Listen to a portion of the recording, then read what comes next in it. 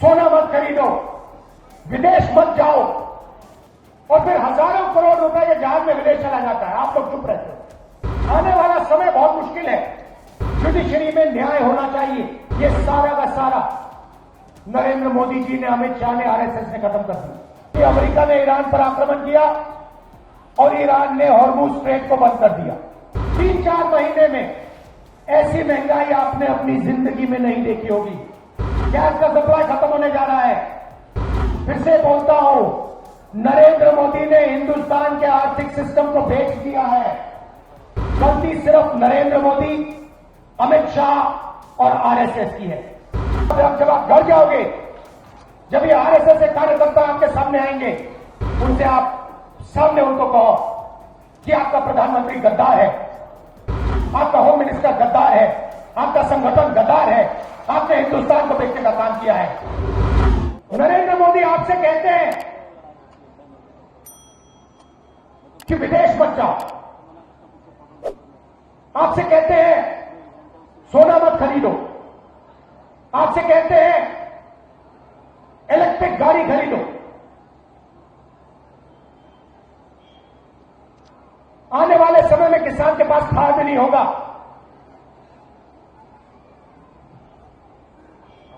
आर्थिक तूफान आ रहा है। आप देखना, कुछ ही महीनों में महंगाई कहां जाती है, पेट्रोल के दाम कहां जाते हैं, डीजल के दाम कहां जाते हैं, गैस के दाम कहां जाते हैं,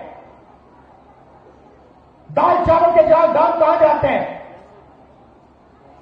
खुल के प्रधानमंत्री कहता है सोना मत खरीदो,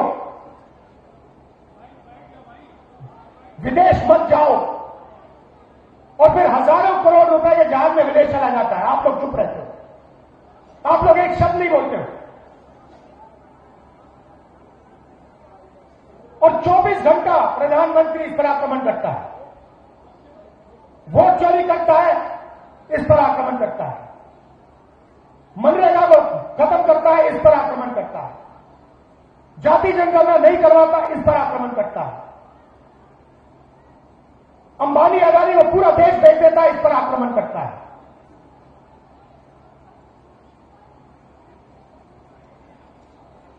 तो मेरा कहना है, हम अगर अम्बेडकर जी की बात करें,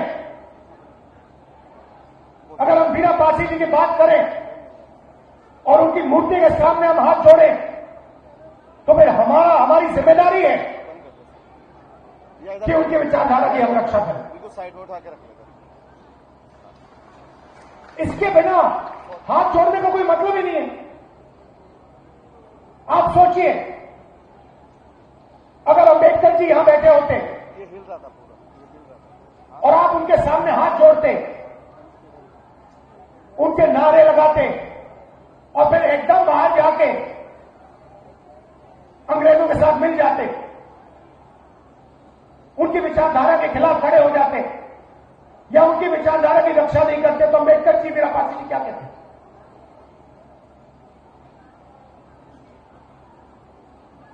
तो जब हम अम्बेडकर जी की याद करते हैं, वीरा पासी जी की याद करते हैं, गांधी जी की याद करते हैं, बुद्ध भगवान की याद करते हैं, तो जिम्मेदारी, पहली जिम्मेदारी उनकी विचारधारा की रक्षा करने की। और यह मैं चाहता हूं 21वीं सदी के वीरा पासी दिखाई दें। मैं चाहता हूं 21वीं सदी के अम्बेडकर दिखाई दें। मैं चाहता हूं 21वीं सदी के गांधी जी दिखाई दें। और वो कहां से आएंगे? आप में से आएंगे, और कहीं से आ ही नहीं सकते। आसमान से तो टपक नहीं सकते, विदेश से तो नहीं आ सकते, आज के युवाओं में से आएंगे। आने वाला समय बहुत मुश्किल है। मोदी जी ने क्या किया? हिंदुस्तान का पूरा धन आपके जेब में से, आपके घरों में से निकाल दिया। संविधान आपकी रक्षा करता था। संविधान कहता था कि पब्लिक सेक्टर होना चाहिए। संविधान कहता था आरक्षण होना चाहिए। संविधान कहता था जुडिशरी में न्याय होना चाहिए। ये सारा का सारा नरेंद्र मोदी जी ने, अमित शाह ने, आरएसएस ने खत्म कर दिया। संविधान कहता था कि फ्री एंड फेयर मीडिया होना चाहिए, खत्म कर दिया। आपका पैसा आपके जेब से पूरा का पूरा निकाल दिया, आपकी मेहनत का पैसा। मनरेगा बंद कर दिया, पब्लिक सेक्टर को प्राइवेटाइज कर दिया, यूनिवर्सिटी में आरएसएस के वाइस चांसलर बैठा दिए, उनको कुछ नहीं मालूम, साइंस नहीं मालूम, हिस्ट्री नहीं मालूम, ज्योग्राफी नहीं मालूम, मगर यूनिवर्सिटी चला रहे हैं। क्यों? क्योंकि आरएसएस के हैं। तो संविधान को इन्होंने खत्म कर दिया है। संविधान कहता है हर व्यक्ति के पास एक वोट होना चाहिए। एसआईआर महाराष्ट्र, हरियाणा, मध्य प्रदेश, असम, बंगाल में करोड़ों लोगों के वोट काट दिए। जो उनके लिए वोट नहीं करते उनके वोट काट दिए। तो 24 घंटा इस पर आक्रमण किया। अब सच्चाई सामने आ रही है और सच्चाई से कोई नहीं छुपेगा। यह आपकी रक्षा करता था, यह हिंदुस्तान की अर्थव्यवस्था की रक्षा करता था, यह किसानों की रक्षा करता था, यह मजदूरों की रक्षा करता था, यह छोटे व्यापारियों की रक्षा करता था। नरेंद्र मोदी ने इसको खत्म कर दिया। आपके जेब में से पैसा निकाल दिया। नोटबंदी से इसने किसानों को खत्म किया, छोटे व्यापारियों को खत्म किया, रोजगार बंद किया और अब ईरान और अमेरिका के बीच में युद्ध हो गया। अभी आपको बात समझ नहीं आई कि हुआ क्या है। आप सोच रहे हो कि अमेरिका और ईरान के बीच में युद्ध है तो क्या हुआ, वो लड़ रहे, हमारा क्या लेना देना। भाई और बहनों, ये पहले आपकी रक्षा करता था, ये गायब हो गया है। अब आर्थिक तूफान आने वाला है। क्यों? क्योंकि अमेरिका ने ईरान पर आक्रमण किया और ईरान ने हॉर्मुज स्ट्रेट को बंद कर दिया। हॉर्मुज स्ट्रेट को बंद करने का मतलब दुनिया का 20% तेल, 20% तेल का सप्लाई खत्म। इसका नतीजा आने वाले समय में महंगाई आसमान तक। आपने अपनी जिंदगी में ऐसी महंगाई नहीं देखी होगी। फिर से दोहराता हूं, जो आने वाला है 3-4 महीने में ऐसी महंगाई आपने अपनी जिंदगी में नहीं देखी होगी। दूसरी चीज, खाद, किसानों को खाद नहीं मिलने वाला है। तीसरी चीज, गैस का सप्लाई खत्म होने जा रहा है। केरोसिन, सारा का सारा बंद होने जा रहा है। और जो आपकी रक्षा करता था, ये इसको फाड़ के नरेंद्र मोदी ने फेंक दिया है।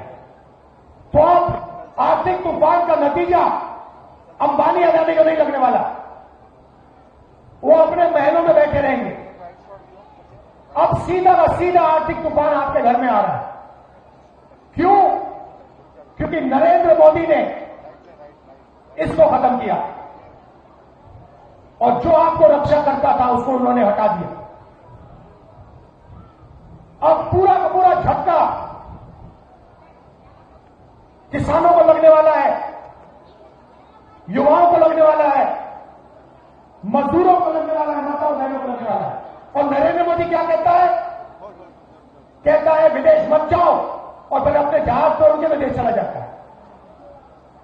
भाइयों बहनों, नरेंद्र मोदी ने हिंदुस्तान के आर्थिक सिस्टम को बेच दिया है। फिर से बोलता हूं, नरेंद्र मोदी ने हिंदुस्तान के आर्थिक सिस्टम को बेच दिया है। उसने अडानी को, अंबानी को और अमेरिका को हिंदुस्तान का आर्थिक सिस्टम पकड़ा दिया है। अब आर्थिक तूफान आ रहा है और नरेंद्र मोदी और हिंदुस्तान की सरकार आपको नहीं बचा पाई। देखना, 2-3 महीने में आपको पता लग जाए कैसा जबरदस्त झटका लगने वाला है। और आप याद रखना, नरेंद्र मोदी कहेगा, आपसे कहेगा, रोएगा, जैसे कोविड के समय रोया था, जैसे नोटबंदी के समय रोया था, रोएगा और कहेगा मेरी गलती नहीं है। और मैं आपको बता रहा हूं कि गलती सिर्फ नरेंद्र मोदी, अमित शाह और आरएसएस की है, क्योंकि इन्होंने इसको खत्म किया है। देख लेना, 1 महीने के अंदर टीवी में आएगा नरेंद्र मोदी, रोएगा, हाथ जोड़ेगा, जैसे नोटबंदी में कहा था मुझे लटका देना फांसी से। नोटबंदी उसने की, आपसे पैसा उसने छीना, आपके घर से पैसा उसने छीना और फिर आके हाथ जोड़ दिए और कहा कि मुझे लटका देना फांसी पे अगर काला धन नहीं खत्म हुआ। काला धन खत्म हुआ? उसके बाद कोविड के समय वही बात की, मजदूरों को मरवा दिया, घर भेज दिया, लॉकडाउन कर दिया और अरबपतियों का लाखों करोड़ रुपए कर्जा माफ कर दिया। और फिर से करने वाला है। चुनाव से पहले कहा कि पेट्रोल की कोई कमी नहीं, गैस की कोई कमी नहीं है, पेट्रोल के दाम नहीं बढ़ेंगे। और आज जब पेट्रोल के दाम बढ़ रहे हैं तो अंबानी पेट्रोल हिंदुस्तान के बाहर भेज रहा है।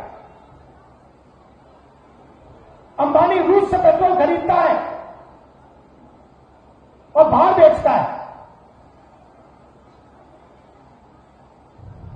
और अंबानी नरेंद्र मोदी की फंडिंग उस पेट्रोल के पैसे से करता है। यह सच्चाई है। रास्ता क्लियर है, रास्ता दिखाया गया है पहले। अंबेडकर जी का रास्ता है, नेहरू जी का रास्ता है, गांधी जी का रास्ता है, वीरप्पाची जी का रास्ता है, बुद्ध भगवान का रास्ता है, नारायण गुरु, बसवन्ना, ये सब, इन सब लोगों ने रास्ता दिखाया है। आप मूर्तियों के सामने हाथ जोड़िए, घंटों जोड़िए, मत्था टेकिए, मगर जब उनकी विचारधारा पर आक्रमण होता है तो फिर खड़े हो जाइए और पीछे मत हटिए। यही है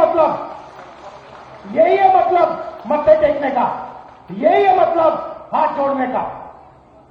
नारों से कुछ नहीं होने वाला, इसकी रक्षा कीजिए। इसमें वीरप्पाची जी की आवाज है, उनका खून है इसमें। अंबेडकर जी की आवाज है, खून है इसमें। गांधी जी, नेहरू जी, सबकी आवाज है इसमें, सबका खून है इसमें। आवाज की और खून की रक्षा कीजिए। हाथ जोड़ने से अब कुछ नहीं होने वाला है, खड़ा होना पड़ेगा, लड़ना पड़ेगा। दिल से आपका धन्यवाद करता हूं, आप दूर दूर से आए, गर्मी में आपने बात सुनी, मगर अब जब आप घर जाओगे, जब ये आरएसएस के कार्यकर्ता आपके सामने आएंगे, नरेंद्र मोदी की बात करेंगे, अमित शाह की बात करेंगे, उनसे आप सामने उनको कहो कि आपका प्रधानमंत्री गद्दार है, आपका होम मिनिस्टर गद्दार है, आपका संगठन गद्दार है, आपने हिंदुस्तान को बेचने का काम किया है, आपने हमारे संगठन, आपने हमारे संविधान पर आक्रमण किया है, आपने अंबेडकर जी पर आक्रमण किया है, आपने वीरप्पाची जी पर आक्रमण किया है, आपने गांधी जी पर आक्रमण किया है।